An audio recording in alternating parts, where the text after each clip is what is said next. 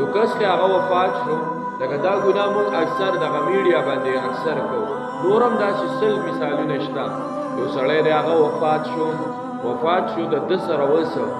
دومره اعمال دي مثال د ده سره زر نیکۍ دي او د ده سره 998 یعنی 2 کم زر بد عمل ور سره دي نور هر سره پوره دي خدا ور سره اضافي کې داسې دي اوس دا سړی چې دی د نیک عملونه دوه د دغې نورو نه سیوا دي که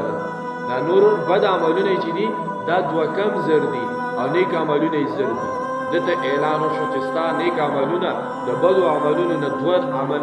نیکۍ دې سیوا وي د جنت ته ځه اوس د جنت ته روان دی دروازې ته قابو شوی دی دلته په دنیا کې څه شی کړي دي تا ته پته شته د موبایل استعمالو د یو غلطه غانا یا یو فحش تصویر شیر کړی دی دلته هغه وکوتو دی خو هلته جنت ته روان دی وفات شوی دی د ده نه پسو هغه دلته چا وکوتو